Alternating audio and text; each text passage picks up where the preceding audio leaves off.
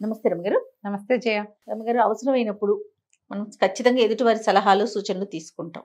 కానీ ఆ సలహా తీసుకున్నప్పుడు ఖచ్చితంగా పాటించాలా? మనకి ఏదో తెలియలేదు, మనకు అర్థం కాలేదు, ఏం చేయాలో తెలియదు, సలహా అడుగుతాం. ప్రతిదానికి అడుగుతాం సలహా. మనం అంటే అట్లాగే అయిపోయాం కదా రమగారు. ప్రతిదీ ఇది పని చేయట్లేదు కదా, ఎదుటోళ్ళ మీద ఆధారపడిపోతున్నాం కదా. చేయకూడదు అట్లా. మనకి మనం ఆలోచించుకోవాలి కదా. ప్రతిదీ మనకు ఒక ప్లానింగ్, మనకు ఒక ఐడియా ఉండి దాన్ని ఎన్హాన్స్ చేసుకోవడానికి, కొంచెం బెటర్మెంట్కి, ఇంకా బాగా చేయటానికి, ఇంకా అదేమిటో అవడానికి సలహా. లేదా మనకి ఏం చెయ్యాలో తోచకపోతే సలహా. మనం ఏం ఆలోచించకుండా ఎదురుకుండా వాళ్ళు ఎవరో ఒకళ్ళ మీద అలవాటు అయ్యి అన్నీ వాళ్ళు ఏది దందంటే నంది, పందంటే పంది, దూకంటే దూకు, పరిగెత్తంటే పరిగెత్తు చేయొచ్చా? చేయకూడదు కదా. అప్పుడు సొంత బ్రెయిన్ ఏమైనట్టు? అంతేగా. అలా చేయకూడదు. కొంచెం ఆలోచించాలి. ఒక్కొక్కళ్ళు ఉంటారు జయ. ఇప్పుడు సందర్భం వచ్చింది, వేసేస్తా చూడు. నేను పంచాంగం చూసుకోరు, క్యాలెండర్ చూసుకోరు, అన్ని నన్నే అడుగుతారు జయ. నేను చూస్తా కదా మీకు వచ్చే ఫోన్లు. ఎందుకు అట్లా? అది కాదు, అదే నేను దొరికానని అడిగితే ఎలాగమ్మా? మరీ అన్యాయంగా ప్రతి మేము అన్ని అమ్మగారిని అడిగే చేస్తామని చెప్పుకోవాలని ఉంటుంది వాళ్ళకి. మీ సొంత బ్రెయిన్ వాడద్దు కొంచెమైనా. అదే కదా. మామూలుగా మీ పని మీరు చేసుకోండి. మీకు ఏం చేయాలో తోచకపోతే నన్ను అడగండి అమ్మా దయచేసి, ప్లీజ్. నేను చెప్పేస్తున్నా. ఏంటి నేను దొరికానని అడుగుతారా మీరు? మీరు ఆలోచించుకోరా? చిన్న చిన్న విషయాలు కదండి, చాలా చిన్నవి. ఏదో తెలియకపోతే పోనీ మీ చుట్టుపక్కల ఎక్కడ అడగండి, నేను దొరికానని అన్ని నన్నే అడుగుతారు. అంత దొరికించుకోండి కాండమ్మా, నేను మెల్లిగా బ్లాక్ చేసేస్తా. ఇంకదే చేస్తా. పదే పదే వెంబడి పడుతున్నారనుకో, మామూలు విషయాలు కూడా. ఇప్పుడు ఏదో అర్థం కాలేదు, పెద్దవాళ్ళ సలహా కావాలంటే పోనీ అనుకో, ఏమీ లేదు అన్నా వద్దా అనమంటారా? అవి కూడా అడుగుతారు. మీ పంచాంగం, మీ క్యాలెండర్ మీరు వాడండి ఖచ్చితంగా. మీకు కుదరకపోతే అప్పుడు నన్ను అడగండి. ఎక్స్పర్ట్ అడ్వైజ్ అంటారు, ఒట్టి అడ్వైజ్ వద్దు. నా దగ్గర ఎక్స్పర్ట్ అడ్వైజే తీసుకోండి. సరే బాగా చెప్పేశాం. ఇప్పుడు కథ చెప్తాను. చెప్పండి. పూర్వం అంటే ఒక రాజుగారు ఉన్నారు. పర్వాలేదు, ఒక మాదిరి తెలివైన వాడే ఆయన. పాపం ఓ మంత్రి, మంచి రణసింగు అని పేరున్న బ్రహ్మాండమైన సైన్యాధిపతి, వీళ్ళంతా గట్టివాళ్లే ఉన్నారు ఆయనకి. ఒకసారి ఏమైందట, సరే కొన్ని రోజులు అయ్యాక రాజుగారికి వివాహమైంది. ఆ భార్య వచ్చేసరికి ఏమిటో కలిసి వచ్చేయట 5-6 విషయాలు. అందులోనూ ఆవిడ అలా ఎందుకండి ఇలా చేయండి అని ఏదైనా చెప్పినప్పుడు ఇలా చేస్తే ఆయనకి 2-3 కలిసి వచ్చినాయి. దాంతో ఆయన భార్య చాలా తెలివైందని ఆయన గట్టిగా చాలా నమ్మేవాడు. చాలా విషయాలకి భార్య ఏం చెప్తే అది చేసేసేవాడు. అప్పుడప్పుడు మంత్రి గారు ఏంటి నన్ను అడగడు, ఇటా ఆవిడ చెప్పిన మాట వింటాడు అనిపించేది. కానీ రాజుగారి ముందు అలా ఏమంటాం, ఆయన తన భార్య యొక్క తెలివితేటల పట్ల, ఆమె యొక్క గుడ్డు లెగ్గ పట్ల, గుడ్డు వెల్లు పట్ల చాలా ఉండేవి ఆయనకి. రాణిగారు చెప్పారండి ఆవిడకి తెలుసు అని. ఆవిడ ఏం చెప్పినా సరిగ్గానే చెప్తుంది, ఆవిడ ఏం చెప్తే అది అయిపోతుంది, ఆవిడ ఏం చెప్పినా కరెక్టే. ఇలాంటి భావాల్లోకి వచ్చారు చాలామంది వస్తారు కదా. సరే ఇలాగ అవుతుంటే ఏమైంది, ఒకసారి ఒక పెద్ద దొంగతనం జరిగిందట. జరిగేసరికల్లా సైనికులు వాళ్ళు వీళ్ళు ఆ దొంగతనం పట్టుకోవటానికి చాలా కష్టపడ్డారు దొంగల్ని. తీరా దొంగలు కొన్నాళ్ళకి దొరికారు. ఈ దొరికితే ఏమైంది, ఎలా దొరికారు అని జాడలు తీస్తే ఒక సామాన్యపు రోడ్డుకు వీధి కుక్క వల్ల ఆ దొంగలు దొరికారు. అది పట్టేసింది వాడిని. అది వాడిని పట్టుకోవటం వల్ల ఎందుకు ఈ కుక్క వీడి పట్ల ఇలా ప్రవర్తిస్తోంది అని వాడిని ఏవిరా అని 2 చెప్పకాయలు కొడితే నేనే దొంగతనం చేశానంటే ఒప్పేసుకున్నాడు వాడు. ఇప్పుడు క్రెడిట్ ఎవరిది? ఆల్ క్రెడిట్ గోస్ టు వీధి కుక్క. అంతేగా. అయితే ఇంటికి సభలో నుంచి వెళ్ళిపోయాక ఆయన అంతఃపురానికి వెళ్ళాక భార్యకి చెప్పాడు, ఒక వీధి కుక్క పట్టిందో, ఒక వీధి కుక్క పట్టిందంటే, ఏమిటంటే వీధి కుక్క పాటి చేయరా మన సైనికులు, ఎందుకు వీళ్ళందరికీ ఇంతంత జీతాలు భత్యాలను తీసి అవతల బారేంటి, 10 కుక్కలు పెంచుకుంటే పోతుంది అందావిడ. 2వ రోజు ఈయన హుటాహుటిన సభాభవనానికి వచ్చి, మంత్రి గారు మన సైనికులను తగ్గించేయండి, వీళ్ళకి బోళ్ళని జీతాలు భత్యాలు అవి ఇవి చాలా ఇస్తున్నాం, నెల తిరిగేసరికి చాలా ఖర్చు అయిపోతుంది. రాణిగారు కూడా అన్నారు, ఎందుకు వచ్చిందంటే సైనికుల్ని తగ్గించేయమన్నారు అనేసరికి మంత్రి గారు తెల్లబోయాడు. ఈ రణసింగు కూడా కాళ్ళు చేతులు వణికినాయి, ఏమిటి ఈయన గోలని. అదేమిటండి అలా తగ్గించేస్తే ఎట్లా కుదురుతుంది, చుట్టుపక్కల మనకి శత్రు దేశాలు చాలా ఉన్నాయి, యుద్ధానికి సైనిక బలం తగ్గిస్తే మనకి ఎంత అవస్థ, ఎంత కష్టం, ఎన్ని సమస్యలు వస్తాయి, అప్పుడేం చేస్తామండి అనేసరికల్లా ఏముంది, రాణిగారు దానికి ముందే చెప్పారు, 10 కుక్కలను పెంచుకుందాం మనం, కుక్కలే కాపాడతాయి అనేసరికి బుళ్ళు మండిపోయింది సైన్యాధ్యక్షుడికి. కుక్కలు కాపాడటం ఏంటండి అన్నాడు. అవునండి, మొన్న 2 లక్షల వరహాలు పోయినాయి. ఆ దొంగను ఎవరు పట్టారు మీరు చెప్పండి, మీరు పట్టించారా? కాదు, ఒక వీధి కుక్క పట్టించింది. కుక్కకున్న పాటి జోరు మన వాళ్ళకి లేదు. కుక్క పట్టుకున్నాక మన వాళ్ళు మాట్లాడి తెలుసుకున్నారు. అంటే కుక్క గ్రేటా మనవాడు గ్రేటా మీరు చెప్పండి? కుక్కే గ్రేట్ కదా.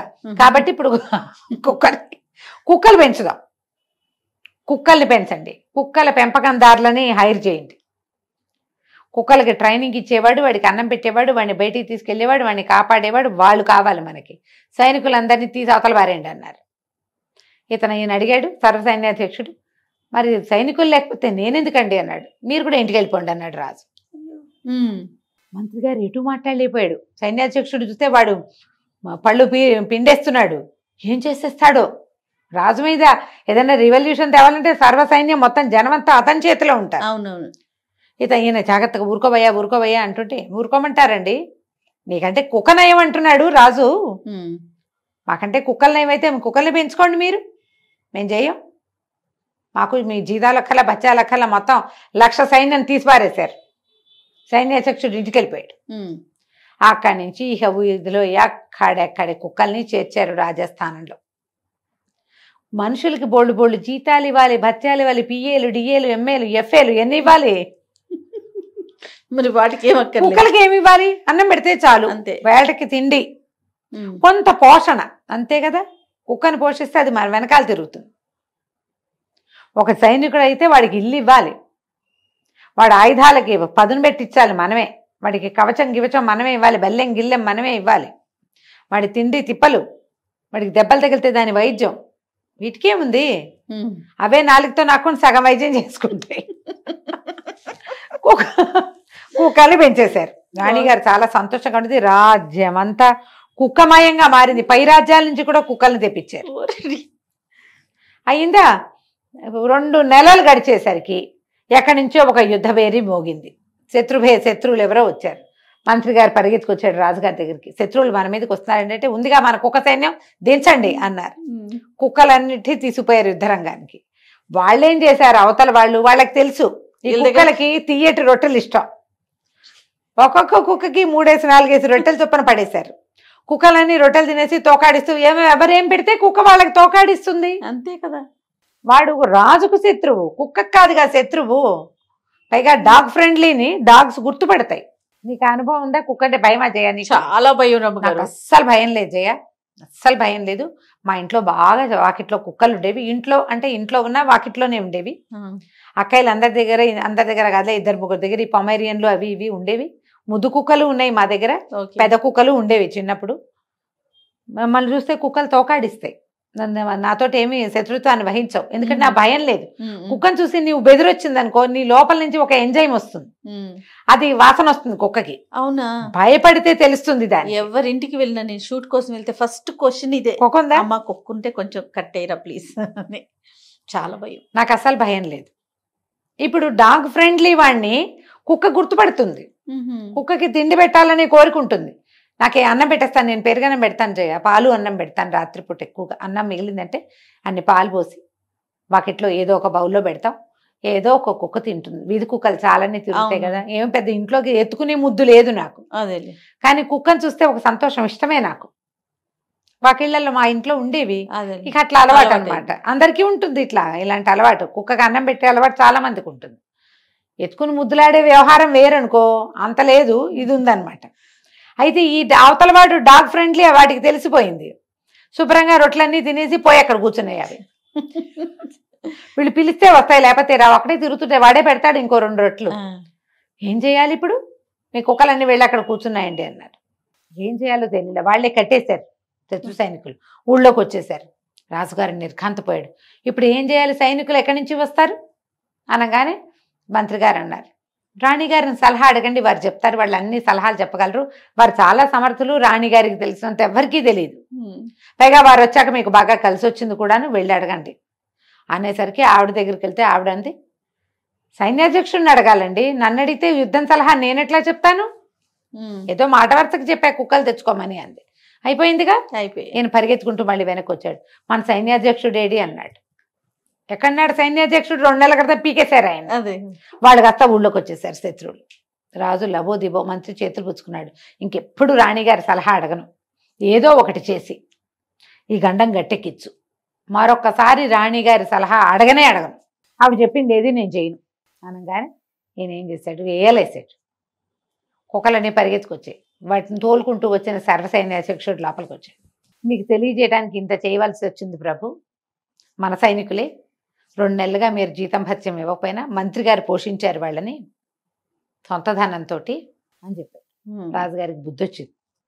అందరికీ జీత భత్యాలు ఇచ్చి మంత్రి గారి డబ్బులు మంత్రి గారికి అప్పచెప్పి, ఇక రాణి గారిని మీరు అంతఃపుర వ్యవహారాలు చూసుకోండి, రాచరికపు వ్యవహారాల్లోకి రాకండి, మాకు సలహాలు అక్కర్లేదు, వీళ్ళు చెప్తారు అవి చెప్పడానికే వీళ్ళని పెట్టుకున్నామని ఆవిడకో దండం పెట్టి ఆ తర్వాత బుద్ధి తెచ్చుకున్నాడు.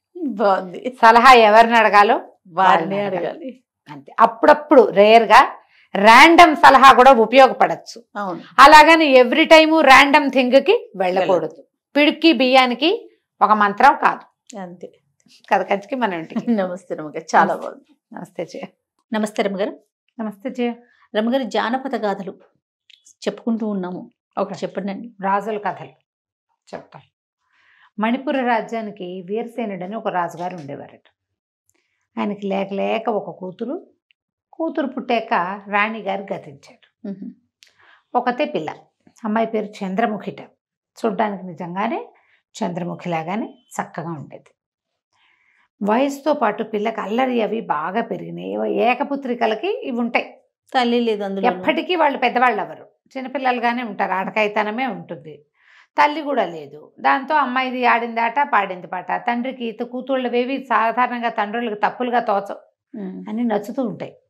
అయితే ఈ అమ్మాయి కొంచెం అల్లరిగా, కొంటెగా, చిలిపిగా, వేషాలు మారిగా ఉండేది. ఓ 17-18 సంవత్సరాల వయసు వచ్చేసరికి ఒంటరిగా చెలికత్తలతో కలిసి వెళ్ళిపోతూ ఉండటం, అక్కడికి వెళ్తాము ఇక్కడికి వెళ్తాము అడవికి వెళ్ళటం చేసేది. అయితే ఒకసారి వేటకి వెళ్తామని అడిగారు. రాజుగారు కాస్త ముందు వెనక ఆడాడు, కానీ ఇవి ఉన్న చెలికత్తల్లో గట్టివాళ్ళు ఉన్నారు, వేట అలవాటు ఉన్నవాళ్ళు, వేటగాళ్ల కుమార్తెలు ఇట్లా ఉండేసరికి పంపించాడు. పంపిస్తే ఏమైంది, అంతా అడవికి పోయారు. పొద్దునుంచి సాయంత్రానికి తిరిగి వచ్చేయాలి. చీకటి పడేసరికల్లా చిలికత్తలంతా తిరిగి వచ్చారు. లబో దిబోమంటూ యువరాణి ఎక్కడికో తప్పిపోయింది, మాకు కనపడలేదు అని చెప్పి తెగేడ్చుకుంటూ వచ్చారు చిలికెత్తలు అందరూ. ఆ అమ్మాయి ఒక్కతే మిస్ అయిపోయింది. అయ్యో. అయితే తెల్లవారేసరికల్లా యువరాణి వచ్చేసింది. ఎలా వచ్చిందో ఎవరికీ తెలియదు. వచ్చింది ఇక లోపల ఉండిపోయింది. తెల్లవారిన తర్వాత చూసుకున్నారు, రా యువరాణి వచ్చేసింది, నేను తెల్లవారుజామునే వచ్చానంది. అప్పటి నుంచి కొంచెం ముభావంగా అయిపోయింది. ఆ తర్వాత ఈ అల్లరి, కొంటతనము, వేళాకోళాలు, జుట్టు పీకటాలు అన్నీ పోయినాయి. ఏడిపించేసేది అందరినీ, చిలకత్తల్ని వాళ్ళని చాలా అల్లరి చేసేది. కొంచెం నిశ్శబ్దంగా గంభీరంగా అయింది. పిల్ల కొంచెం ఆటపాటలు వెనకబట్టేసరికల్లా రాజుగారికి ఏమైంది, పిల్ల కొంచెం పెరిగింది, మెచ్యూరిటీ వచ్చింది అనుకున్నారు. సాయంత్రం వరకు ఏదో అందరితోటి ఉండేది, చీకటి పడుతూ ఉండగా నేను పడుకుంటా అని వెళ్ళిపోయేది, బయటకు వచ్చేది కాదు. తెల్లారేకే మళ్ళీ చిలకత్తలు ఎవరిని తనతో ఉండనిచ్చేది కాదు. సరే కొంచెం వయసు వచ్చేసరికల్లా అట్లాగేగా ఆడపిల్లలు వాళ్ళతో వీళ్ళతో ఉండకుండా వాళ్ళ దారిని వాళ్ళు ఒంటరిగా ఆలోచించుకుంటూ ఉంటారు, ఇట్లాంటివేవో అనుకున్నారు. ఒక 6 నెలలు 8 నెలలు గడిచేసరికల్లా సరే అమ్మాయికి మెచ్యూరిటీ వచ్చేసింది, పెద్ద మనిషి అయిపోయింది, గంభీరంగా ఉండటము అవి వచ్చినాయి. అల్లరి చిల్లరితనం, అడవికి వెళ్తా, తోటకి వెళ్తా, అక్కడికి వెళ్తా, ఇక్కడికి వెళ్తా, నూతిలో దిగుతా, కొబ్బరి చెట్టు ఎక్కుతా, అన్నీ పోయినాయి కదా. పిల్ల కొంచెం పడింది, వివాహం చేద్దాం అనుకున్నారు. సరే ఏం చేశారు, ఈ మన స్వయంవరం ప్రకటించారు. ఎందరో రాజకుమారులు వచ్చారు. అమ్మాయి నిశ్శబ్దంగా ఉంది, అలంకారం చేయించుకునేది, ఏదో కూర్చునేది అంతే. సరే స్వయంవరం రోజున కూడా ఆ అమ్మాయి ఏమీ పెద్ద ఆసక్తికరంగా లేదు. ఓ దండ పుచ్చుకొని వచ్చింది, అట్లా చూసుకుంటూ వెళ్ళి ఎవరో ఒక రాజకుమారుడి మెడలో దండేసింది. అతనితోటి ఏమి, అతని మొహం చూసి గుణగణాలు విన్నదని కూడా వీళ్ళకి అనిపిస్తుంది. ఏమిటి ఇంత నిరాసక్తంగా ఉంది ఈ పిల్ల. స్వయంవరం పట్ల చాలా ఆసక్తిగా ఉండాలి, ప్రతి రాజకుమారుడి గురించి తెలుసుకోవాలి, ఓహో ఈ వీడు ఆ ఫోటోనే అని గుర్తు చేసుకోవాలి. పెద్దగా ఏమీ లేదు, నిరాసక్తగానే ఉంది. ఏదో పెళ్లి చేసుకుందామని దండేసినట్టుంది. ఈ వేసిన వాడెవడు, చక్రసేనుడు. ఇతను చేది రాజ్యపు యువరాజు. సరే ఈ పూట స్వయంవరం అయిపోయింది, చీకటి పడిపోతుంది, అమ్మాయి లోపలికి వెళ్ళిపోయింది. మర్నాడు ఉదయం విద్దు కూడా ఆ అమ్మాయి ఒక అంటి ముట్టంతనంగా కాసేపు కూర్చుని తలకాయ నొస్తుందని లేచి వెళ్ళిపోయింది. ఈ రాజకుమారుల వ్యవహారాలు పక్కపక్కన కూర్చోటాలు అవి ఉండవు కదా, కాస్త అట్ట ఎదురుగుండా కూర్చున్నారు. అమ్మాయి ముసుగు కూడా వేసుకుంది, బాగా కనపడలే, అలంకారాల్లో వాటిలలో అతనికి తెలియలే. కానీ ఈ అద్భుత సౌందర్యవతని చెప్పుకున్నారు బాగా అందరూ. అమ్మాయి చాలా అందగతే, మేము ఒకళ్ళిద్దరం ఫోటోలు చూసాం అన్నారు. అయితే బాగున్నట్టే, ఆకారం విగ్రహం అది కనపడుతోంది, పర్వాలేదు. మొహము కవళికలు నవ్వు మాట పలుకు చిలుకు ఏమీ లేవు. సరే అతను కూడా అర్థం కాలే, కానీలే ఏముంది మన ఇంటికి వస్తుంది కదా అని. అక్కడ ఏమిటి పెళ్ళిళ్ళు, వీళ్ళ పద్ధతి స్వయంవరం, రాకుమారుడు రాకుమార్తె పక్క పక్కన కూర్చుని పెళ్లి చేసుకోవటాలు లేవు అక్కడ. స్వయంవరమే పెళ్ళి. ఇప్పుడు వివాహపు తంతంతా ఈ చక్రసేనుడి కత్తితోటి ఆయన గారి చంద్రహాసాన్ని తీసి అక్కడ పెట్టి నేను వెళ్ళొస్తానండి అని తన దారిని తను వెళ్ళిపోయాడు. వీళ్ళు ఇక్కడ శాస్త్రోక్తంగా ముహూర్తం పెట్టించి లక్షణంగా పెళ్ళి కత్తికి బాచకం కట్టించి వివాహం జరిపించారు అన్ని తంతులు. తర్వాత ఇంకా కాపురానికి పంపేయటమే, అయిపోయింది పెళ్ళి. ఈవిడితో బోల్డ్ అంత గుంపు చెలికత్తెలనిచ్చి చిన్నప్పటి నుంచి అమ్మాయికి సేవ చేసిన దాదులనిచ్చి ప్రయాణం చేయించి చేది రాజ్యానికి పంపారు. రాజ్యానికి చేరుకుంది రాకుమార్తె. సరే వెళ్ళిన తర్వాత అక్కడ కూడా యథావిధిగా ఏదో కామ్గా ఉంటుంది. ఉదయకాలం అంతా అందరితో ఉంటుంది, రాత్రి అయ్యేసరికి ఆవిడ ఒంటరిగానే ఉంటుంది. సరే ఇంకేముందిలే, ఎలాగో శుభముహూర్తం పెట్టిస్తామని ప్రథమ సమాగమం కోసం ఒక పెద్ద అంతఃపురం అలంకారం చేసి రాకుమార్తెను అందులో సాయంకాలమే ప్రవేశపెట్టారు. ఆవిడ అక్కడే ఉంది. చీకటి పడేసరికి రాజకుమారుడు వచ్చేసరికల్లా లోపలిగా తను చాలా అందగత్తె అని వినున్నాడు. పెళ్ళి ఒక 2-3 నెలలైంది, ఇప్పుడే వచ్చింది. ఆ సౌందర్యం చూడాలని ఇతను ఏం చేశాడు, దీపాలు అవి పెంచి కాస్త బాగా వెలిగేలాగా చేసి దీపం పుచ్చుకొని లోపల గదిలోకి వెళ్ళాడు. వెళ్తే అక్కడ రాకుమార్తె కనిపించలా. అంతా వెతికాడు, అర్థం కాలే, ఏమైంది రాకుమార్తెది ఏదంటే లోపలే ఉంది అన్నారు. 2-3 ఉన్నారు. ఇంతకుముందు ఇట్లా బయటికి వెళ్ళినట్టు కనపడిందండి అన్నారు. మాయమైపోయింది.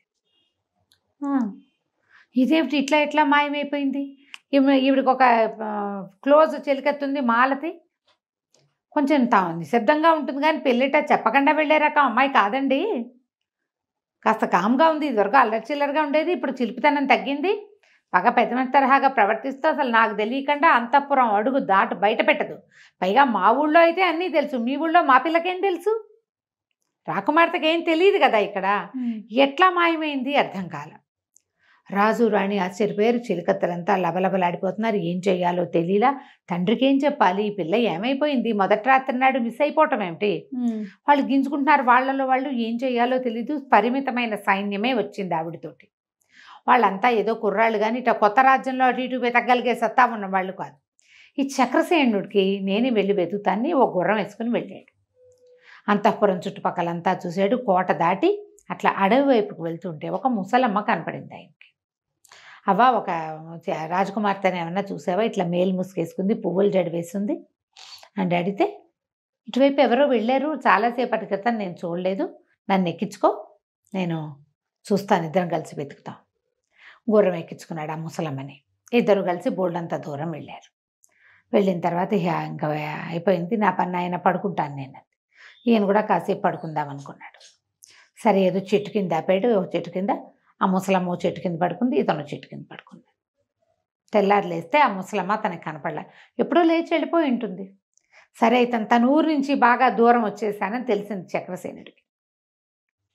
కొద్దిగా ముందుకెళ్తే ఏవోదో ఒక గుడిసె లాంటిది ఉండి అక్కడ ఒక అమ్మాయి కనపడింది. ఈయనకి చక్కగా ఉంది లక్షణంగా. ఆ అమ్మాయి కనపడితే ఆ అమ్మాయిని అడిగేటి, ఒక ముసలమ్మ వచ్చిందా, రాత్రి నాతో పాటు వచ్చిందంటే, అవ్వ మా అవ్వే కావచ్చు, ఊళ్ళోకి వెళ్ళింది ఏవో తేవడానికి అన్నది. నువ్వెవరు ఏమిటన్నాడు. నా పేరు చెంప అని చెప్పింది. ఈ అబ్బాయి నేను సాయంకాలం అతని ఉద్దేశం ఏంటి, భార్యతో సరదాగా గడుపుదాం, రాత్రంతా వెతుకులాటలోనే ఉన్నాడు. ఈ అమ్మాయిని చూసి మోహపడ్డాడు.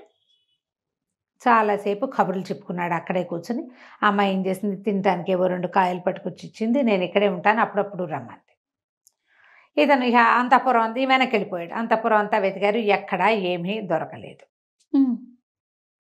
రాకుమార్తె కనపడలా. ఈ సడన్గా ఇలా పెళ్లి కూతురు మిస్ అయిపోవటం అనగానే ఊళ్ళో రకరకాల మాటలు పడితే కోటలో కూడా ఏమిటేమిటో చెప్పుకునేవాళ్ళు. ఇతనికి అక్కడ విసుగు పుట్టే దొరికిందా దొరికిందా అని ప్రతి వాళ్ళు అడిగితే అవమానంగా ఉండేది. ఇక అమ్మాయి ఊసెత్తుకోకుండా రోజు గుర్రం వేసుకురావడం, ఈ చెంపతో కబుర్లు. ఆ ముసలమ్మ ఎప్పుడు కనపడేది కాదు అతనికి.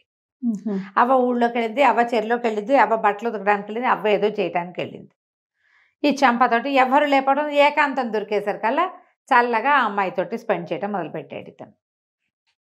కొద్ది నెలల తర్వాత రాజుగారికి ఏమనిపించిందా, పిల్ల ఏమో మాయమైపోయింది, మణిపురానికి కబురు చేసేద్దాము, మనవాడికి ఇంకో పెళ్లి సంబంధం చూసి పెళ్లి చేసుకుందాం, ఇల్లు పట్టకుండా తిరుగుతున్నాడు పిల్లవాడని పెళ్లి సంబంధాలు చూద్దాం అనుకున్నారు.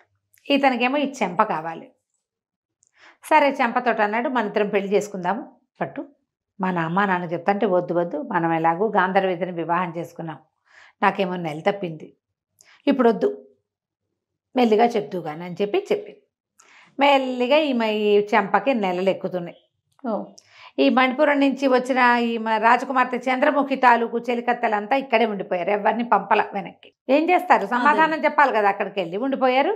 ఈ అమ్మాయికి నెలలు ఎక్కగా ఒకరోజు అన్నాడు, నువ్వు నాతో వచ్చేసేయి, రాజభవనానికి వెళ్ళిపోదాం, ఒంటరిగా పురుడు ఎట్లా పోసుకుంటావు, మీ అవ్వ ఒక్కతే నిన్ను పురుడు పోయలేదు, నీ వల్ల అవ్వదు అంటే, కాదు ఆవిడ ససేమిరా అమ్మాయి ఒప్పుకోలే, వద్దు వద్దు, తన 2 నెలలతోటి రాజమందిరానికి వస్తే నన్నేమనుకుంటారు, ఏం వద్దు, సంతానం కలిగాక తీసుకెళ్తూ కానీ చెప్పి ఇట ఏం చెప్పకుండా ఒక రోజున గర్భవతిని 2 నెలలతో ఉన్నదాన్ని తీసుకెళ్తే అవమానంగా ఉంటుంది, ఏం వద్దు, నాకు సహాయం అక్కర్లా, మా అవ్వే నాకు చాలు, ఏం పర్వాలేదని ధైర్యం చెప్పింది.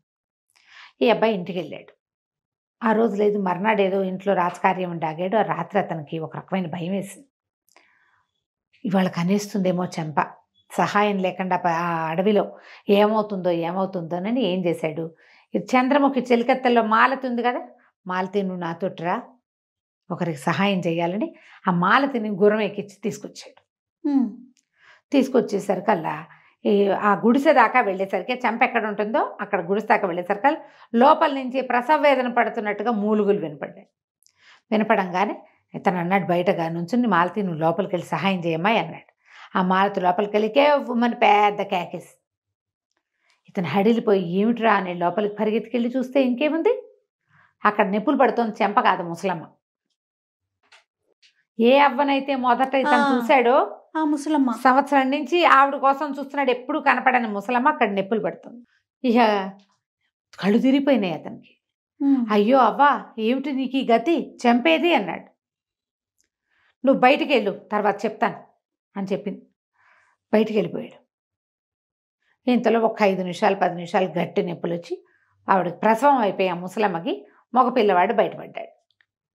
పిల్లవాడు బయటపడేసరికల్లా ఈ ముసలి రూపంలో ఉన్న ముసలావిడ చెంపగా మారిపోయింది, చెంపే అయిపోయింది. మాలతి తెల్లబోయింది. చంద్రముఖి నువ్వా అని కేకలు పెట్టేసరికి మళ్ళీ లోపలికి వచ్చాడు. ఏమిటమ్మా ఏం అరుస్తున్నావు, చంద్రముఖి ఏంటి ఇది చెంపనాడు. అయ్యో బాబు కాదండి, చంద్రముఖి మా రాకుమార్తె, 5వ ఏటి నుంచి కలిసి పెరిగాం, నేను గుర్తుపట్టలేనా, చెంపేమిటి, ఈ అడవిలో ఉండటం ఏమిటి తల్లి, నువ్వు ఇక్కడ పిల్లాన్ని గంటమేమిటి, ఆ ముసలి వికృతాకారం ఏమిటి, ఓహో లవలవలా ఏడ్చింది ఆ మాలతి. ఏడ్చేసరికి నేనేం చేయను, నా కర్మానుభవం, నాకు ఇంకో దారి లేక ఈ అడవిలో ఉంటున్నాను అని అప్పుడు చెప్పింది. సంవత్సరం క్రితం వివాహానికి ముందు అడవికి వెళ్ళిన రోజున నేను అడవిలో తప్పిపోయినప్పుడు నాకు ఒక లేడి కనపడింది. అన్నిటినీ వేటాడుతూ ఉన్నాం కదా, ఆ లేడిని కొట్టబోయి ఆ లేడి పక్కన కూర్చుని ఉన్నటువంటి మునిని కొట్టాను నేను బాణంతో. ఆయన నీ ఆటకాయితనంతో యవ్వన మదంతో ఇలా చేసావు, ముసల్దాని వైపు మన చెప్పించాడు, మీరెవ్వరూ లేరు, నేను ఒక్కదాన్ని ఉన్నా. ఆయన ఎంతో బతిమలాడితే నీకు వివాహం అయ్యి కుమారుడు జన్మించాక నీకు అది పోతుంది, ప్రతిరోజు రాత్రిపూట నువ్వు ముసల్దాని అయిపోతావని చెప్పాడు. ప్రతి రాత్రి నేను ముసలి వేషంలోనే ఉంటున్నాను, వృద్ధాప్యం వచ్చేస్తోంది, అందుకని చీకటి పడేసరికి లోపలికి వెళ్ళిపోయి తలపేసేసుకుంటుంది, తెల్లారేసరికి మామూలుగానే ఉంటుంది. ఆయన సడలించి ఇది ఇచ్చాడు నాకు, పగలంతా నేను ముసల్దానిగా ఉండను, సాయంత్రమే ఉంటా, అందుకని సాయంకాలాలు దాక్కున్నాను. మా మొదటి రాత్రి నాడు ఇతను నన్ను చూశాడంటే ఆ ముసలి రూపుతో ఏం చేస్తాడు అని పారిపోయాక మళ్ళీ అతనికే కనిపించాను, తెల్లవారు అతనే నన్ను చూశాడు మళ్ళీ. సరే ఎలాగూ నా భర్తే కదా అని అతనితో కాపురం చేసి, ఎలాగూ ఒక కుమార్తె ఒక సంతానం పుట్టాక నాకు ఈ శాప విమోచనం అవుతుంది, అప్పుడే చెప్పచ్చని చెప్పకుండా ఊరుకున్నాను. బాగుంది. నిర్ఘాంతపోయాడు చక్రసేనుడు. సరే ఆ చంటి బిడ్డని ఎత్తుకుని మాలతి ఆ అమ్మాయిని మోసుకుంటూ ఇంటికి రాజ్యానికి తీసుకుపోయాడు. రాజ్యానికి తీసుకెళ్ళి తల్లి తండ్రికి జరిగిందంతా చెప్పాడు. మరి ఆ వారసుడు కూడా వచ్చేసాడు. అప్పుడే పెళ్ళయింది, ఇంకో పెళ్లి సంబంధాలు చూద్దాం అనుకుంటుంటే ఆ తర్వాత అన్నీ నార్మల్ అయిపోయినాయి. కథ కంచికి మనం ఇంటికి. బాగుందండి. విచిత్ర ఘటన. ఆ, చాలా బాగుంది. నమస్తే రమ్మగారు. నమస్తే జయ. రమ్మగారు, ఏదైనా మంచి కథ ఒకటి చెప్పుకుందామండి. భర్తను గెలిచిన భార్య. సూపర్. ప్రేక్షకులందరికీ చాలా ఉత్సాహంగా ఉంటుంది జయ. అవునండి, మన ఫాలోవర్స్ అందరు చాలా ఆనందిస్తారు. వినటానికే బాగుంది కదా. చందమామ కథ. ఓకే అండి. పూర్వమట విదేహ రాజ్యానికి సామంతులు చాలామంది ఉండేవాడు. సామంతుల్లో ఒక ఆయన వీరసేనుడు. ఆయన వృద్ధుడు అయ్యే నాటికి ఆయనకి జయంతుడని ఒక యుక్త వయసుకు వచ్చిన కుమారుడు ఉండేవాడు. ఆయన ఈ జయంతుడితో పాటు మాలిని అని ఒక పిల్లని కూడా పెంచాడు. ఆయన చనిపోయాడు కానీ ఈ పిల్లని పెంచాడు. ఈ పిల్ల ఎవరంటే ఒక మూలికా వైద్యుడి కూతురు. ఏదో సందర్భంలో ఈయనకు దెబ్బ తగిలితే ఆ మూలికా వైద్యం చేసిన ఆయన బాగా సహాయం చేశాడు, వైద్యం చేశాడు. ఈయన ఆరోగ్యం చిక్కింది. వాళ్ళ ఇంటికి వీళ్ళింటికి రాకపోక ఉండేవి. ఆ మూలికా వైద్యుడు సడన్గా మరణించాడు. ఆయనకు ఒక కూతురు ఉంది, మాలిని. ఆ పిల్ల ఈయన ఏం చేశాడంటే ఆయన మరణించేసరికల్లా నా అన్నవాళ్ళు లేని ఆ పిల్లని తెచ్చి తన భార్య అయిన లక్ష్మీదేవికి అప్పచెప్పాడు. ఈ పిల్లని కూడా పెంచు మనవాడితో పాటు అని. వీళ్ళ ఇంట్లో పెరిగింది మాలిని. అయితే ఈయనకి జయంతుడు కొడుకున్నాడు కదా, ఈ జయంతుడు మాలిని ఒక ఇంట్లోనే పెరిగారు. మాలినికి చిన్నప్పటి నుంచి జయంతుడు అంటే ప్రేమ, ఇష్టం. కానీ జయంతుడు ఎప్పుడు ఆ పిల్లని పెద్దగా పట్టించుకోలేదు. తమ ఇంట్లోనే ఉండటం, ఆ పిల్ల తనని అట్రాక్ట్ చేయడానికి ఏ వేషము వేయకపోవటంతో అతను ఈ పిల్ల బాగుందని అందుకని చక్కగా అదేదైనా వాళ్ళ చూపులు అవి చూస్తే బాగుండేది. ఆ పిల్ల ఎప్పుడూ చూసేది కాదు. కానీ ఇతనంటే ఇష్టం ఆ పిల్లకి. ఇద్దరు యుక్త వయస్కులు అయ్యారు. వీరసేనుడు మరణించాడు. ఈ అబ్బాయి సామంతుడుగానే ఏదో సుమారుగా సామంతుడి కుమారుడుగా ఉండేవాడు. మాలిని ఎంత ఇష్టం ఉన్నా అది ఏమనుకునేదంటే అమ్మాయి, నేను వీళ్ళింటో గతి లేక పెరిగేదాన్ని, ఇతను ఏ సామంతుడి కుమార్తెనో లేకపోతే రాజుగారి కుమార్తెనో పెళ్లి చేసుకోగలిగేంత ఘనత ఉన్నవాడు, మనకెక్కడ లభిస్తుంది ఇలాంటిది అని ఇట్లా తన దీని పట్ల అంటే తన పరిస్థితిని బట్టి ఆ అమ్మాయి ఎప్పుడూ అతన్ని కొంచెం హేళగా ఏదైనా సైగ చేయటం లాంటివి కూడా చేసేది కాదు. కామ్గా ఉండేది. అయితే ఏమైంది, రాజుగారి దగ్గర నుంచి శశిభూషణ్ అని ఒక ఆయన వచ్చాడు వీళ్ళ దగ్గరికి. వచ్చి లక్ష్మీదేవి గారికి ఏం చెప్పాడంటే, అమ్మ రాజుగారికి ఏదో తీవ్రమైన జబ్బు చేసింది, ఆయన ఎన్నాళ్ళు టీకా ఇస్తాడో మనకు తెలియదు, మరి నీ కుమారుడు యుక్త వయస్కుడు ఏదో ఇంట్లో పెట్టుకుని ఉంచుకోవద్దు, నీ భర్త ఏ స్థానంలో ఆ స్థానంలో ఉన్నాడో, మహారాజా స్థానంలో ఏ ప్లేస్లో ఉన్నాడో ఆ ప్లేస్కి నీ కుమారుడు సరిపోతాడు. రాజుగారు ఆరోగ్యంగా ఉండగానే పిల్లవాడిని కనుక అక్కడికి పంపేవంటే మరి ఇతనికి ఉద్యోగం స్థిరపడిపోతుంది, సామంతు గారి కొడుగ్గా కాకుండా సామంతుడుగా ఉంటాడు అని నచ్చజెప్పాడు. నచ్చజెప్పేసరికల్లా ఈవిడ ఆలోచించి కొడుకుని పంపడానికి నిశ్చయమైంది. కొడుకుని ఎక్కడికి పంపాలి, వీళ్ళు ఉన్నది చిన్న ఊరు, మహారాజాస్థానికి పంపాలంటే విదేహకి పంపించేసేయాలి. ఈ అబ్బాయి వెళ్ళిపోతాడనగానే ఈ పిల్ల మెల్లిమెల్లిగా కళ్ళ నీళ్ళు తుడుచుకోవటం మొదలుపెట్టింది. తుడుచుకుంటుంటే ఏమన్నది, ఆవిడ అడిగింది 1-2 సార్లు, ఎందుకు అమ్మాయి అంటే పాపం రాజుగారికి జబ్బు చేసిందని బాధగా ఉందండి అని. తర్వాత ఇంకో 2 రోజులు పోయాక అతను బయలుదేరాడు. వెళ్ళాక కూడా ఈ పిల్ల కళ్ళు తుడుచుకుంటోంది. ఈవిడికి డౌట్ వచ్చింది, ఎందుకు ఈ పిల్ల ఇట్లా ఎంతసేపు కళ్ళు తుడుచుకుంటోందంటే ఈ అమ్మాయి ఏమంది, ఆవిడ అడిగింది, ఎందుకే కళ్ళ నీళ్ళు పెట్టుకుంటాం అమ్మడు అని అడిగితే, రాజుగారి వైద్యం నేను కుదర్చగలను, కానీ నన్ను ఎవరు పంపిస్తారు, నన్ను ఎవరు ఒప్పుకుంటారు, అందుకని ఏడుస్తానంటే ఆవిడకి నవ్వొచ్చింది. అది అదే జయంతుడు వెళ్ళిపోయాడని ఏడుస్తున్నావు కదా నువ్వు అని బాగా నిలదీసి అడిగింది. అవును జయంతుడు అంటే ఇష్టమని ఒప్పుకున్నాక ఏమంది, రాజుగారికి వైద్యం చేయగలను అత్త నేను అని చెప్పేసరికల్లా మా నాన్న నాకు ఇలాంటి వైద్యాలు చాలా చెప్పాడు. చిన్నప్పుడు 12-10 ఏళ్ళు వచ్చేదాకా తండ్రితో ఉంది, కొన్ని మూలికలు నేను గుర్తుపడతాను కూడా, మా నాన్న తీసుకెళ్ళేవాడు అని చెప్పేసరికల్లా సరే ఈవిడ ఏం చేసింది, పిల్ల వైద్యం చేసినా చేయకపోయినా జయంతుడిని ఒకసారి చూసి వస్తుందని రాజాస్థానానికి కబురు చేసి ఈ పిల్లని బండి కట్టించి పంపించింది. బండి కట్టించి పంపించేసరికల్లా ఈ సామంతుడి ఇంటి నుంచి వచ్చింది కాబట్టి రాజుగారి అమ్మాయిని లోపల రానిచ్చాడు, కానీ ఈ చిన్న పిల్లని చూసేసరికల్లా ఆయన తెల్లబోయాడు. ఈ పిల్లని చూస్తే దానికి 18-19 ఏళ్ళు ఉంటాయి. ఈ 18 ఏళ్ల చిన్నపిల్ల ఇది నాకేం వైద్యం చేస్తుంది, మూలికా వైద్యం చిన్న పనే, ఎంత తలపండిపోవాలి దానికి. ఆయన ఏమన్నాడంటే, ఇగో నాకు నీ వైద్యం మీద నమ్మకం లేదు, వైద్యం సరిగ్గా కుదరపోతే నీ తలది ఇస్తా, వైద్యం కనుక కుదిరి నాకు జబ్బు కుదిరిపోతే ఆ స్థానంలో నువ్వు ఎవరిని కావాలంటే వాళ్ళకి ఇచ్చి నేను వివాహం చేస్తానని ఒప్పుకున్నాడు. బాగుందిగా, నువ్వు యుక్త వయస్కులవి పిల్లవి, పెళ్లి కావాల్సిన పిల్లవి కాబట్టి నీకు అద్భుతమైన పెద్ద కుటుంబంలో వివాహం జరిపిస్తా, మందు కుదరలేదో నీ తల దించేది నీకు నిరుకేనని అన్నాడు. అమ్మాయి ఒప్పుకుంది. 4 రోజుల్లో రాజుగారి జబ్బు కాస్త కుదిరిపోయింది. అమ్మాయి వచ్చేటప్పుడు మూలికలు పుచ్చుకొచ్చింది. శశిభూషణ్ వచ్చాడు కదా, ఆయన రాజుగారికి ఉన్న వ్యాధి లక్షణం అన్నీ చెప్పాడు. అమ్మాయికి ముందే తెలుసు, అక్కడి నుంచి మూలికలు పుచ్చుకొచ్చింది. మూలికా వైద్యం కుదిరింది, రాజుకు గుణం కనపడింది, శుభ్రంగా తయారయ్యాడు. 4 రోజుల కల్లా బాధలు తగ్గిపోయింది. ఆయన ఒక వారం రోజులు బాగా పుష్టి పుంజుకున్నాక ఒకరోజు మొత్తం ఆస్థానం అంతా మోహరించినప్పుడు ఈ పిల్లని వెంబడి పెట్టుకెళ్ళి అందరినీ చూపించి, వీళ్ళల్లో నువ్వు ఎవరిని పెళ్లి చేసుకుంటావో చెప్పు, నువ్వు ఎవరినంటే వాడికి ఇచ్చి నిన్ను పెళ్లి చేస్తానన్నాడు. రాజుగారు ఆజ్ఞ శిరసావహించాల్సిందేగా. ఈ అమ్మాయి ఏం చేసింది, అటు ఇటు తిరిగి జయంతుడిని చూపించి ఈయనకిచ్చి చేయండి నన్ను అంతే. రాజుగారు నాడు జయంత ఈ పిల్లని పెళ్లి చేసుకో అన్నాడు. ఆ రంగాన్ని సర్రుమని లేచాడు జయంతుడు. దీన్ని ఏం చేసుకోవటం ఏంటండి, ఇది మా ఇంట్లో పెరిగింది, మా ఇల్లు కాపెట్టుకుని ఉన్న పిల్ల, ఇది కావాలని ఎత్తేసి నా మీద నన్ను పెళ్లి చేసుకోవడానికి పని చేసిందని పోట్లాడాడు. అనేసరికి ఈ పిల్ల అవమానం పడిపోయింది. సభలో అట్లా అంటే అవమానం కాదు మరి, మా ఇంట్లో ఎంగిల్ మెతుకులు తింది పెరిగింది ఇలాంటి మాటలు అంటే అమ్మాయి తలదించుకుని వద్దులేండి, వివాహం వద్దు, పోనీళ్ళండి, నన్ను ఊరు పంపించేసేయండి అది అనగానే రాజు అన్నాడు, హత్తేరి నేను అన్నమాట కాదంటావా, పెళ్ళైతే నువ్వు చేసుకుని తీరాల్సిందేనన్నాడు. జయంతుడు కొళ్ళు మండిపోయింది. ఇప్పుడు కాదంటే సామంతు ఉద్యోగం పోతుంది, అదే తల్లి ఏమంటుందో ఆలోచించుకుని సరేనన్నాడు.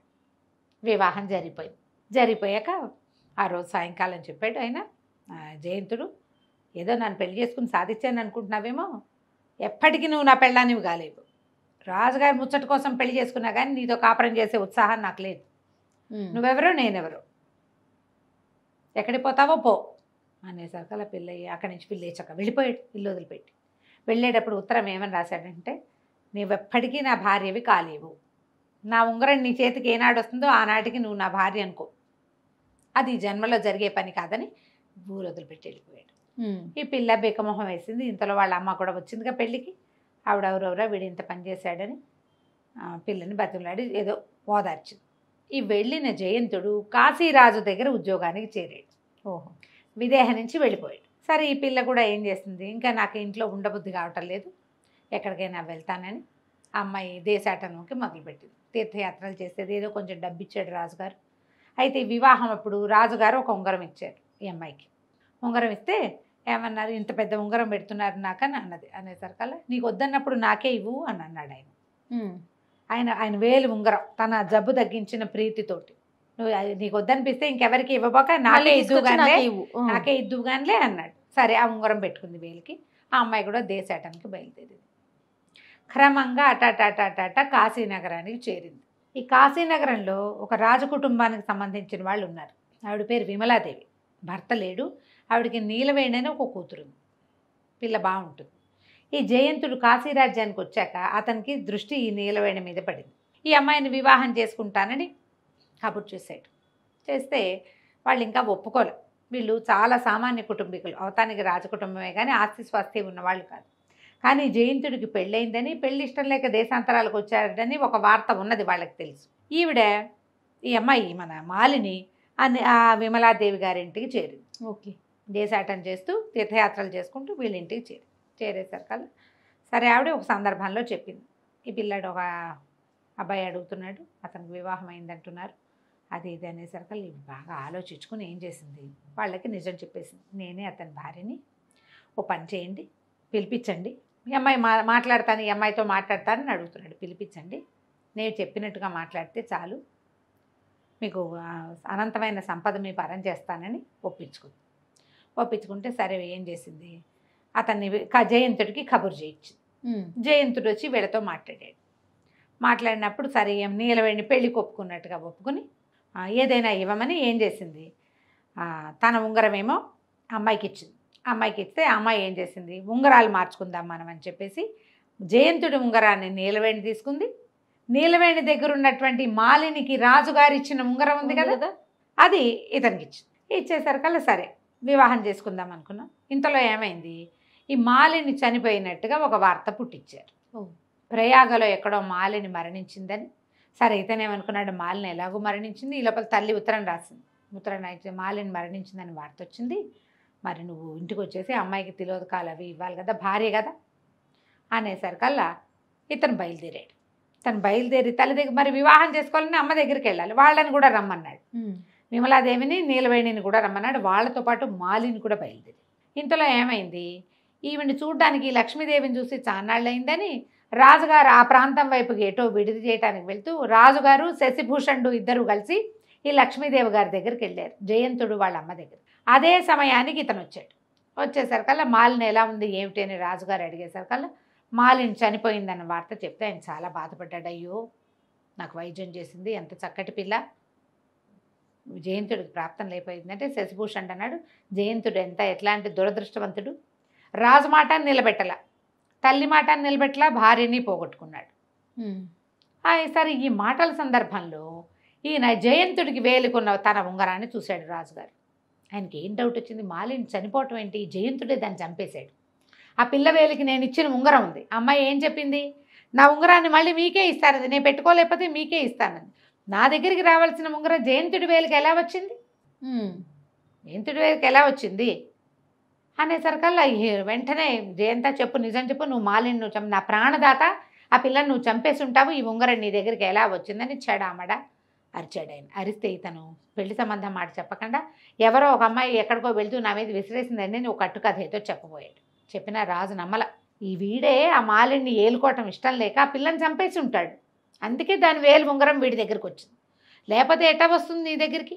అది ఇంతలో ఏమైంది, ఆ సుభద్రాదేవి మన విమలాదేవిను కూతురు ఈవిడ అమ్మాయి నీలవేణి వచ్చారు.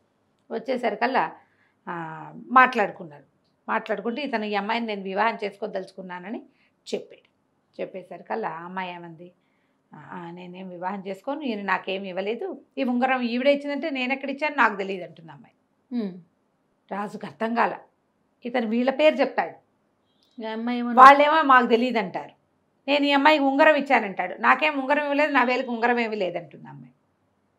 ఇతను ఉంగరం ఏమైంది, ఇంతలో మాలిని వచ్చి ప్రభువుకు నమస్కారం చేసింది, అత్తగారికి దండం పెట్టింది, శశిభూషణ్కి దండం పెట్టేసరికల్లా ఆయన మాలిని అమ్మ బతికే ఉన్నావా, నువ్వు చనిపోయావని చాలా బాధపడుతున్నాం మేము అనేసరికల్లా నేను బతికే ఉన్నాను.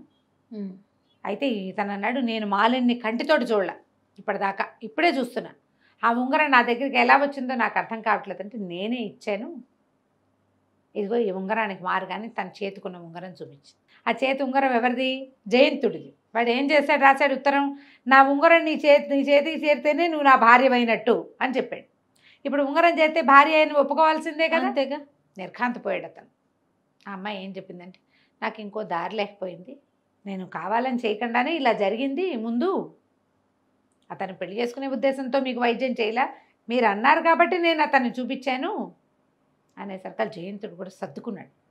అతను పెళ్ళినప్పుడు చూసిన పిల్ల వేరు, ఈ 3 సంవత్సరాల్లో ఈ అమ్మాయి ఇంకా చక్కగా తయారైంది.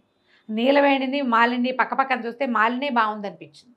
తర్వాత రెండోది ఇంత ప్రయత్నం చేసి తను ఎక్కడుంటే అక్కడికి వచ్చి ఇంత ప్రయత్నం చేస్తుంటే అతనికి ఆమెకు ఎంత ప్రీతి ఉంది తనంటే, అంతేగా.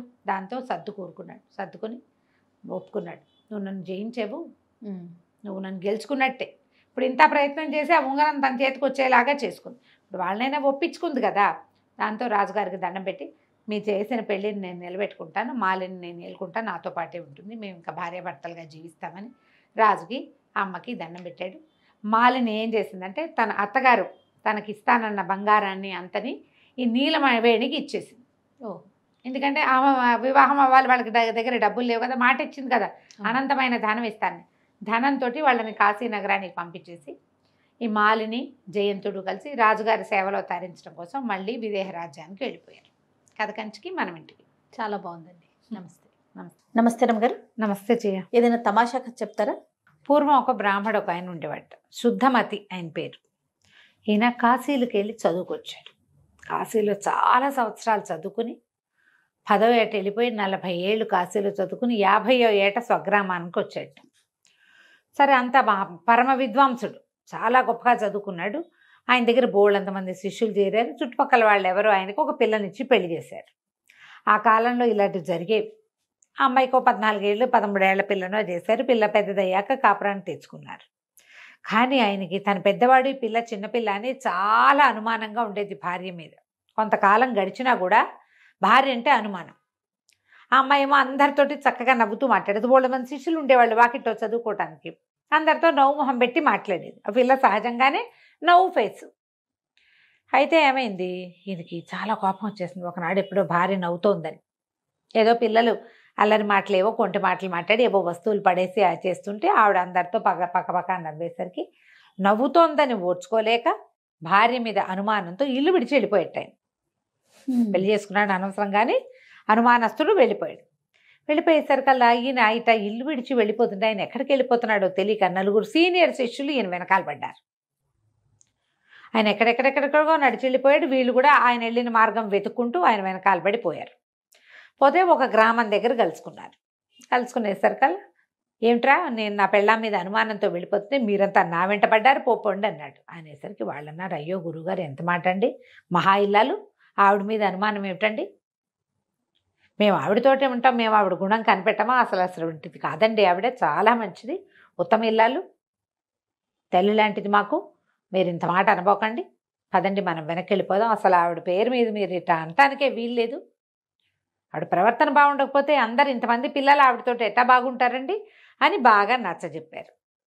సరే ఆయన ఏమనుకున్నాడు, సరే వెళ్ళిపోదాంలే వెనక్కి వెళ్ళిపోదామని నిశ్చయించుకున్నాడు. విద్యార్థులు అంత గట్టిగా చెప్తుంటే ఏమంటాడు, సరేనన్నాడు. ఈ వెళ్ళి రాత్రంతా నడుచుకుంటూ వచ్చేసారు, ఎటగో నడిచారు. తిరిగి వెళ్ళడానికి అప్పుడు మార్గం చూసుకుంటే వాళ్ళు ఒక నగరం దాటి వెళ్ళాలి. ఈ నగరంలోకి ప్రవేశిస్తే ఏమైంది, కొంత దూరం వెళ్ళేసరికి వీళ్ళకి కాళ్ళు పీకేస్తున్నాయి, ఎండకి చెమటలు పోసేస్తున్నాయి, ఏం చేయాలో తెలియక సంకలో దర్భాసనాలు ఉన్నాయి, దర్భలు పట్టుకుని రోడ్డు మీద కూర్చున్నారు. దానికి ముందుగా ఒక బావి ఉంది. ఆ బావిలోంచి నీళ్లు తోడి తెచ్చుకుంటున్న ఒక శ్రోత్రియ బ్రాహ్మణ స్త్రీ ఒక ఆవిడ, ఎవరండి మీరు అనేసరికల్లా మేము బాటసార్లమమ్మా అన్నాడు.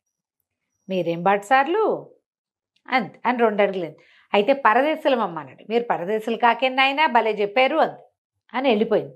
అదేంటి మనం బాటసార్లు కాదు పరదేశులు కాదా అంటే మనం ఎవరం అని వీళ్ళు ఆలోచించారు. ఆవిడ బిందెని ఇంట్లో నీళ్ళు పోసి వచ్చేసి మళ్ళీ బిందె పుచ్చుకొచ్చింది. అయితే అమ్మ మేము మార్గస్థులం అన్నారు. అనేసరికి మీరు మార్గస్థులు ఎటా అవుతారు, మీరు మార్గస్థులు కాదు అని మంచినీళ్ళకి వెళ్ళిపోయింది. అర్థం కాల. అంటే మనం బాటసార్లం కాదు, పరదేశులం కాదు, మార్గస్థులము కాదు, మనం ఎవరం, మనకు మూఢత్వం మనకేం తెలియదని ఆవిడ మంచినీళ్ళు బిందె పుచ్చుకొని మళ్ళీ వస్తుంటే మేము పరమ మూఢులమమ్మా అన్నారు. మీరు మూఢులు కాకేనాయన, మీరేం మూఢులు కాదు అని అనగానే వీళ్ళకి అనిపించింది, అయ్యో బాబోయ్ ఇంత చదువుకున్నావు, గురువుగారు మరీ పెద్ద గొప్ప చదువు ఉన్నది, మన గురువుగారికి తెలీదు, మనకి తెలీదు, ఈ అమ్మగారికి ఏదో చాలా బాగా తెలుసు, ఈవిడితోటి చదివేదనే చదివించుకోవాలి, మేమెవరో చెప్పమమ్మా అన్నారు. అనేసరికి ఆవిడది బాబు పొద్దెక్కిపోయింది, మా ఇంటికి వచ్చి వంట చేసుకుని తినండి, చెబుతాను మీరెవరో చెప్తాను అనగానే సరే వీళ్ళు ఏం చేశారు, అమ్మయ్య బతుకు జీవుడు అనుకున్న ఎండలో చెమటలు విసురుకుంటారు, ఎండగా ఉంది, పొద్దున పూట 10 గంటల వేళ ఎండ ఉండదు, మొహాలు మాడిపోతున్నాయి. సరే మా 5గురు లేచి సరే వాళ్ళ ఇంటికి వెళ్ళారు. ఆవిడ ఏం చేస్తుంది, ఇట్లా అతిథులు అవి వాళ్ళు వచ్చినప్పుడు వండుకోవడానికి వీళ్ళ వంటిని అనుకుని ఇంకో పెద్ద వంటిల్లు ఉంది బయట వాళ్ళు వండుకునేందుకు, ఈవిడ మడి ఆవిడది, వాళ్ళ మడి వాళ్ళది. పెరట్లో బావి చూపించింది, ఆయన అదిగో వంటిల్లు సామాన్లు అవి ఉన్నాయి, వంట చేసుకోండి అంతే. ఈవిడ భర్త రాజుగారికి పురాణం చెప్పే పండితుడు, రోజు పురాణం చదువుతాడు, రాజుగారి పురాణాలు అవి వింటారు పొద్దుటి పూట. పరమ అనుమానం వాడు, భార్య అంటే చిన్న అనుమానం కాదు ఆయనకి. వీళ్ళకి ఏం చెప్పింది, అయ్యా మా ఆయన అంత మంచివాడు కాదండి, మీరు చకచక బాగా పొద్దెక్కేసరికల్లా వంట అది కానిచ్చుకుని భోజనాలు చేసి వాకిట్లో కూర్చోండి అంటే సరేనన్నారు. కానీ వీళ్ళు అవి గీతాపారాయణం చేశారు, సంధ్యావందనాలు చేసుకున్నారు, ఏమిటో మాట్లాడుకున్నారు, ఏదో పని చేశారు, వండారు, ఎప్పటికీ వీళ్ళ వంట వల్ల. ఈ లోపల ఆవిడ వంట అయిపోయింది, ఆయన రాని వచ్చాడు. ఆయన అప్పుడే గురువుగారు రామాయణం చెప్పి భారతము నడిచి ఇంటికి వచ్చి చూసేసరికల్లా ఏముంది, వంటింటో ఎవరో మగవాళ్ళు తిరుగుతుంటే గబగబా యువతల వైపు నుంచి ఆ వంటింటి గడి పెట్టేసి తాళం పెట్టి పరిగెత్తుకుంటూ మళ్ళీ రాజుగారి దగ్గరికి వెళ్ళిపోయాడు. అయ్యా నా భార్య మంచిది కాదు, దుష్టురాలు, ఆ పిల్లని శిక్షించండి అని నేను ఎన్నిసార్లు చెప్పాను మీకు, మీరు సాక్ష్యం లేదు అట్లా చేయకూడదన్నారు, సాక్ష్యం తెచ్చా, వంటింటో 5గురు బ్రాహ్మణులు దాచింది మా ఆవిడే, ఈయన అంకే చెప్పాడు. మరి చూడండి కావాలంటే రాజుగారు కంగారు పడ్డారు, ఇదే మాట, పదండి చూద్దామన్నారు. రాజుగారు పండితుడు ఇద్దరు పురాణ ప్రవచనకర్త ఇద్దరు కలిసి వచ్చారు. వచ్చేసరికల్లా ఈవిడ దండం పెట్టింది, తలుపు తీశారు. తలుపు తీసి చూస్తే ఏముంది, విభూతి పిటికట్లు పెట్టుకుని బ్రహ్మాండంగా గోచీలు పెట్టుకుని వంట వండుకుంటున్న బ్రాహ్మణులు కనపడ్డారు. ఈయన బిక్క నిర్కాంతిపోయాడు, ఎవరో ఏమిటో అనుకుంటే వీళ్ళు విభూతి కట్లు పెట్టుకున్నారు శుభ్రంగా, ఏమిటో మంత్రాలు చదువుకుంటూ అన్నం వండుకుంటుంటే వాళ్ళని ఏమనాలో తెలియలే. ఎవరండి మీరు అని అడిగాడు. అదే బాబు తెలియక ఈవిడ వెనకాల వచ్చాము అన్నాడు శుద్ధమతి గారు. ఏమిటండి అన్నాడు. రాజుగారికి అర్థం కాలే.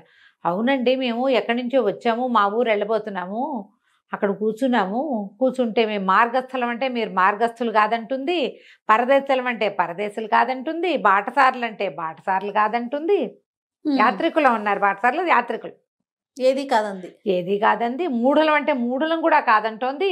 అందుకని ఆవిడ పండితురాలు ఏదో మాట చెప్తుంది కదా, ఈ లోపల ఎండను పడి వచ్చామని అన్నం వండుకుని తినమంటే అన్నం వండుకుంటున్నామండి అన్నాడు. అనగానే రాజుకి ఈ పండితుడు చెప్పిన మాట ఇక్కడ వర్కౌట్ కావట్లా, ఇదేదో ఇంకో వేరే వ్యవహారం ఉంది. అక్కడి నుంచి బ్రాహ్మణ ఆవిడ్ని పిలిచా, దండం పెట్టాడమ్మా, వీళ్ళని మార్గస్థులు కాదని ఎందుకన్నావమ్మా? మార్గస్థులైతే దారి మధ్యలో కూర్చుంటారా అండి ఎవరైనా? వీళ్ళు దారి మధ్యలో దర్భలు వేసుకుని కూర్చున్నారు. మార్గంలో నడిచిపోయే వాళ్ళు నడిచిపోతారు, దారిలో కూర్చున్న వాళ్ళని మార్గస్థులని ఎలా అంటాం? పాయింట్. నువ్వు పరదేశులు కాదని అన్నావేంటమ్మా, వీళ్ళది ఊరు కాదు కదా. పరదేశి అయితే పరదేశికి మన భాష ఎట్లా వస్తుందండి? వాళ్ళు మన భాషే మాట్లాడుతున్నారు కాదు, మన భాషే మాట్లాడుతున్నప్పుడు వాళ్ళని పరాయి దేశం వాళ్ళని ఎట్లా అనుకుంటాం? వాళ్ళు పరదేశులు కాదు, మన దేశం వాళ్ళే, ఇక్కడే ఏదో ప్రాంతం, దగ్గర ప్రాంతం వాళ్ళే. పాయింట్ ఇది కూడా. మరి యాత్రికులు అన్నారు వాళ్ళు, అంతే కదా, అక్కడెక్కడి నుంచో వస్తున్నామని చెప్పారు. అంటే అట్లా ఎట్లా అవుతారండి వాళ్ళు? అనుకోండి పోనీ అట్లాగే, ఎక్కడ బస చేయాలో అక్కడ బస చేస్తారు, దారి మధ్యలో కూర్చుంటారా? యాత్రలు చేసే వాళ్ళకి ఎలాంటి ఐడియాలు ఉంటాయి? అంతే, ఎక్కడ సత్రాలు ఉన్నాయి ఏంటనేది తెలుస్తుంది, చూసుకొని వెళ్తారు. ఇది కూడా పాయింట్. ఈ పాయింట్లన్నీ వర్కౌట్ అయ్యాక రాజుగారు రండి, మీరు మూఢులు కాదని అన్నావుట కదమ్మా, మూఢులు కాదంటావా అమ్మా వీళ్ళని? ఆవిడ మాట్లాడకుండా చెప్పలే సమాధానం. రాజుగారు ఈవిడేదో కంగారు పడుతోందని, అమ్మ నువ్వేం భయం లేదు, నువ్వేం చెప్పినా సరే. ఈవిడంది, వాళ్ళు మూఢులు ఎందుకు అవుతారండి? మిట్ట మధ్యాహ్నం అపరాహ్న వేళ 5 బ్రాహ్మణుడు వంటింట్లో ఉంటే ఆ 5 తన పెళ్ళామే దాచిందని చెప్పే పండితుడు, అంత మాట పండితుడు చెబితే దాని వెనకాల నమ్మి వచ్చే రాజు కంటే మూఢులు ఎవరైనా ఉంటారా లోకంలో? మిట్ట మధ్యాహ్నం వేళ ఎవరైనా వ్యవహారాలు చేస్తారా? అది కూడా 5 బ్రాహ్మణులతో. వాడో మూఢుడు, వాడిని నమ్మిన రాజు ఇంకో మూఢుడు. రాజుగారు నాలుగు కొరుక్కున్నాడు, పండితుడు కూడా సిగ్గేసింది. మరి ఏం జరుగుతోందని మనం అనాలి ఈ మాట? ఒట్టిగా ఇంట్లో మనుషులుంటేనే అనుమానమా? రాజుగారు మాట తగ్గించుకుని ఏం మాట్లాడాలో తెలియపోతే అప్పుడు శుద్ధమతి చెప్పాడు, అయ్యా మగవాడి బుద్ధి అండి ఇది, నేను కూడా ఈ పొరపాటుతోటే నా భార్య విద్యార్థులందరితోటి స్నేహంగా ఆపేక్షగా ఉంది, అది ఓర్చుకోలేకే వచ్చేసాను, నా వెంటబడి నా శిష్యులు వచ్చారు, ఇక్కడ ఇది కనపడుతోంది, భార్య కళ్ళగా నవ్వుతూ ఉంటే తన కోసం నవ్వాలి తప్పిస్తే ఇతరుల కోసం నవ్వకూడదంటే వాళ్ళు బతికుండకూడదని అనుకుంటాం మేము, అదే తప్పు, నేను కూడా ఆ తప్పే చేశానండి అంటే రాజు కాస్త తీర్పు చెప్పి ఇట్లాంటి పనులు చేయకూడదని, భార్యల్ని సజావుగా చూసుకోవాలని చెప్పి, ఆ వచ్చిన పై ఊరు నుంచి వచ్చిన శుద్ధమతికి ఏమో ఏదో కాస్త 100 వరహాలు బహుమతి ఇచ్చి, పాఠశాల బాగా జరుపుకోండి గురుగారు, మీ భార్యని అనుమానించకండి అని చెప్పి పంపించాడు. ఈ పురాణ పండితుడు కూడా ఇంత ఉత్తమరాలు, సమర్థురాలు, తెలివిగలది నాయన, ఈవిడతో జాగ్రత్తగా ఉండు, చివరికి రాజును మూఢుని చేసే ప్రయత్నం చేసావు నువ్వని ఆయన కూడా నచ్చ చెప్పి రాజుగారు వెళ్ళిపోయాడు. కథ కంచికి మనం ఇంటికి. మంచి నీతున్న కథ. అనుమానం ఆ అనుమానంతో తన ఇంట్లో ఉండడు, తను లేనప్పుడు భార్య సంతోషంగా ఉండకూడదు, తను లేకపోతే అది మంచి చీర కట్టుకోకూడదు, పువ్వులు పెట్టుకోకూడదు, ఎవరితో నవ్వుతూ మాట్లాడకూడదు, ఇలాంటి భావాలు ఉంటాయి. ఇప్పటికీ ఉన్నారు కదా జయ, ఉన్నారు అమ్మగారు. అనుమానం పడేవాళ్ళు ఎంతమంది? ఆడవాళ్ళకే అనుమానం ఉంటుంది అనుకుంటాం, ఆడవాళ్ళ అనుమానం వాళ్ళ ఏడుపుతో పోతూ ఉంటుంది, ఏడుస్తూ ఉంటారు అనుమానంతో. మగవాడి అనుమానం ఆడదాన్ని చంపే వరకు వస్తుంది, అనుమానంతో పెళ్ళాలని చంపేస్తారు జయ. అలాంటి కేసులు కూడా చూస్తున్నాం, చాలా చూస్తుంటాం. అనుమానం పిశాచం లాంటిది, దాన్ని పట్టించుకోకూడదు, దాని మీదకి ఎక్కించుకున్నాం అంటే దిగదు చచ్చి. అంతే. రైట్ రమ్మ గారు, నమస్తే. నమస్తే జయ.